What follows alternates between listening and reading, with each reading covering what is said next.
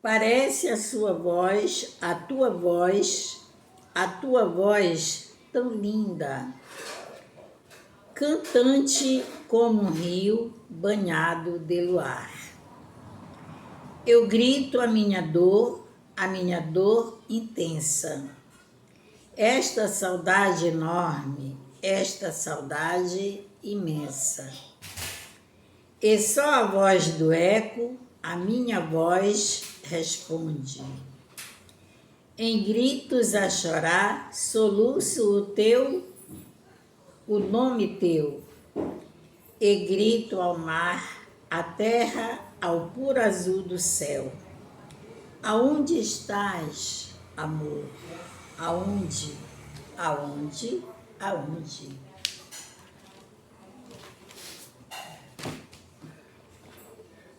Conversando sobre o texto.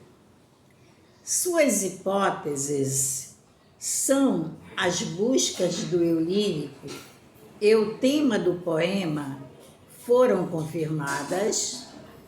2 linhas. Resposta pessoal. 2. Que verso ou imagem poética chamou mais a sua atenção? 2 linhas. Pessoal também. 3.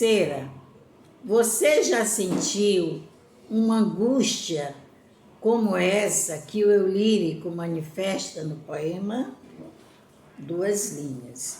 Então, 1ª, 2ª e 3ª respostas pessoais. Explorando o gênero, o texto. O título do poema é uma pergunta que se repete na primeira e na última estrofe. Qual é a possível causa da pergunta do eu lírico?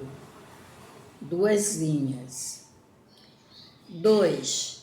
O eu lírico expressa um intenso sentimento amoroso, marcado pela dor da ausência de alguém. Ao longo do poema, o desespero do eu lírico se mantém, diminui ou aumenta? Justifique sua resposta. 4 linhas. 3. O ser a quem o eu lírico se refere é representado por meio de comparações. A. Volte ao poema e grife os versos em que ocorrem essas comparações. Você volta lá no poema e grifa os versos em que ocorrem essas comparações. B. Por meio dessas comparações, que características o eu lírico ressalta a respeito do que ele busca? Deixem 2 linhas. 4. Considere o verso. É só a voz do eco, a minha voz responde. O trecho em destaque sugere a angústia do eu lírico diante da ausência de algo ou alguém, a solidão do eu lírico, a indiferença do eco que renega a dor do eu lírico, ou que o eco da própria voz impeça que o eu lírico se sinta só. Tem 2 alternativas corretas. 5. Para você, quem é esse alguém a quem o eu lírico está chamando? Explique. Resposta pessoal, 2 linhas. 185. A construção. O poema Onde é um soneto, uma composição poética que preservou a sua forma desde a Idade Média até os dias atuais. Releia o poema observando a distribuição dos versos e estrofes. De acordo com a sua composição, é possível afirmar que ele é composto de 14 versos distribuídos em 4 estrofes. Os versos são organizados em 2 quadras e 2 terceiros. Os versos são organizados apenas em quadras. Tem 2 alternativas corretas. 2. O soneto é uma comparação que se caracteriza pela sonoridade produzida pelas rimas e pela métrica de sua forma fixa. Releia a primeira estrofe de Aonde? Ando a chamar por ti, demente alucinada. Aonde estás, amor? Aonde? O eco ao pé de mim, segreda desgraça. E só a voz do eco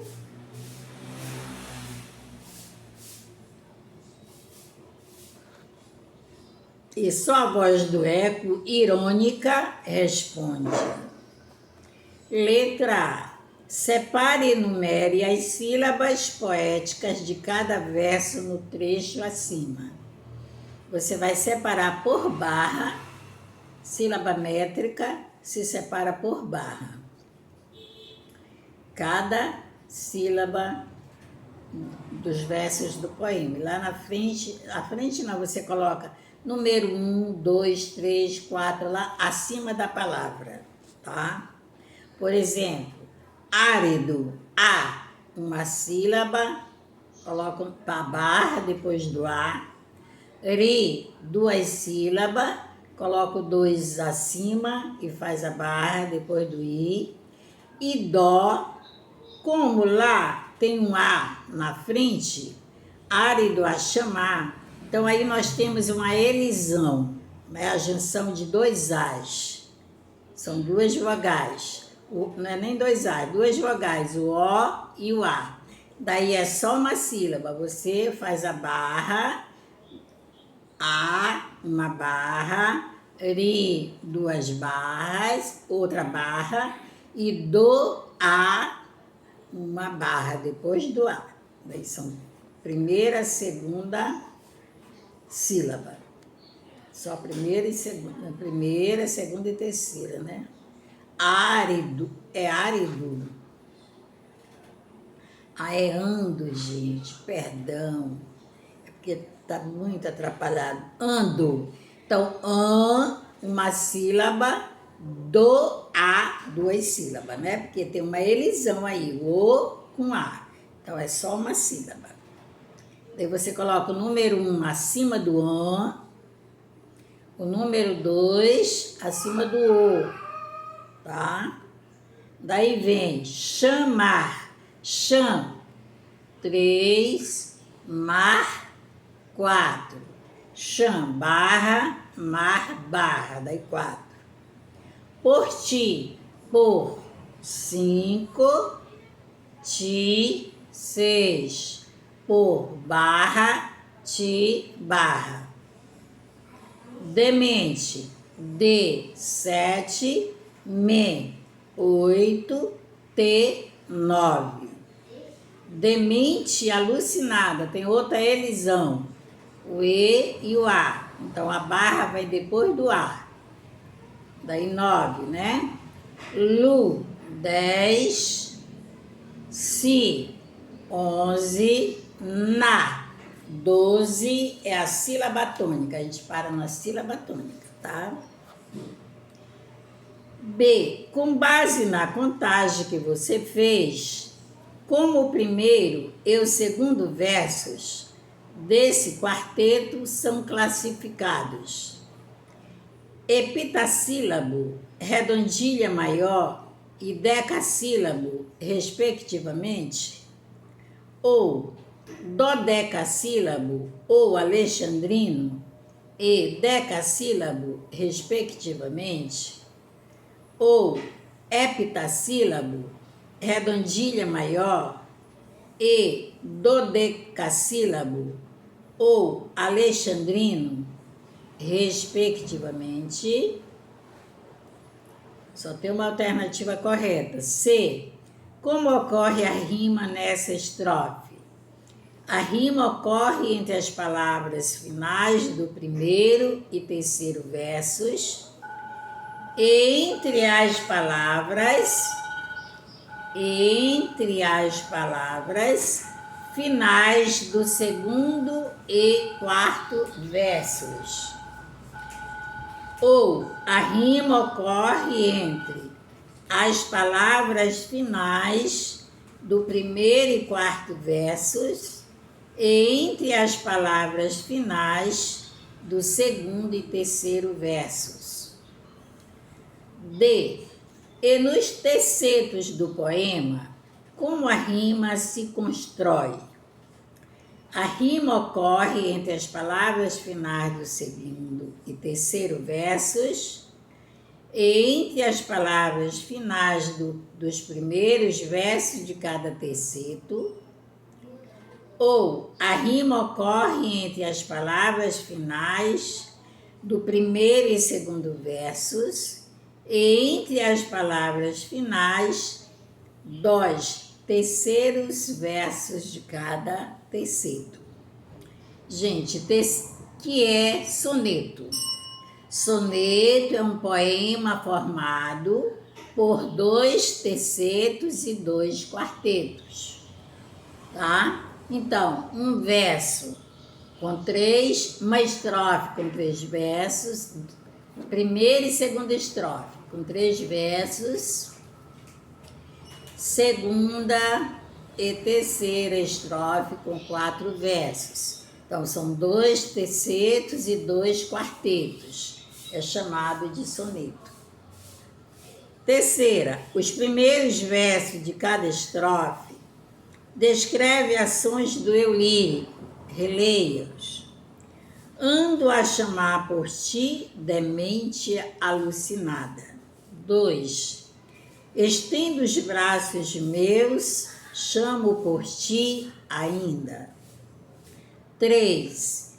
Eu grito a minha dor intensa.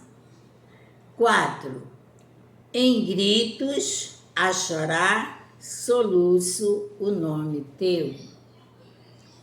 De que maneira essa sequência de ações contribui com os sentidos do poema? Eu acho que essa é a última. Ah, não, ainda tem a linguagem. Deixem 3 linhas. Página 186. A linguagem. No poema O Eu Lírico, expõe a saudade que sente. Como se sabe que o próprio eu lírico, falando de seus sentimentos, pelo uso das formas verbais em primeira pessoa, ando, grito, chamo, soluço e estendo, ou pelo uso dos pronomes mim, meus e minha, ou pela ausência de dúvida do eu lírico. 2 respostas corretas. 2 alternativas. A. A quem o eu lírico se dirige a usar o pronome ti em ando a chamar por ti. Ao vento, a quem chama procura ou ao rio. C. Cite outros versos em que o eu lírico se dirige a esse mesmo alguém. Deixem 3 linhas. Segunda, como já vimos, A pontuação é um recurso bastante empregado para a criação de sentidos. A. Nos versos, estendo os braços meus, chamo por ti ainda, e cantante como um rio banhado de luar. O que sugere o emprego do sinal de exclamação. No primeiro verso, sugere impaciência ou súplica. No segundo, admiração. Ou, no primeiro verso, sugere raiva ou desprezo. No segundo, surpresa. B. Nos versos, aonde estás, amor, aonde. E é só a voz do eco, a minha voz responde. O que o uso da reticência sugere? Em ambos os versos sugere pausa de indignação. No primeiro verso sugere repetição do eco, respondendo no segundo, pausa do eu lírico para reflexão. Terceira, como você já observou, a repetição de versos ou de parte deles também é um recurso que imprime ritmo e pode intensificar os sentidos do poema. A.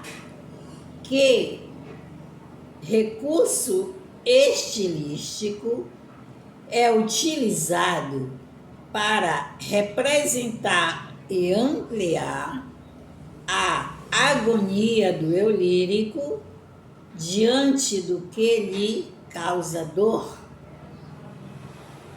Desde 2 linhas. B. Esse recurso está relacionado a um elemento citado no poema. Que elemento é esse? O eco, o vento, o rio ou o céu? 4.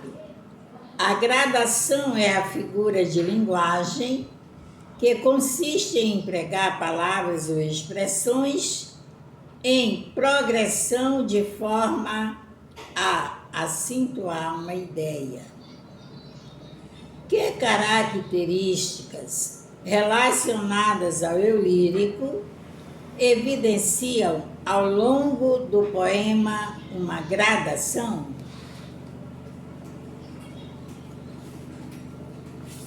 Duas linhas.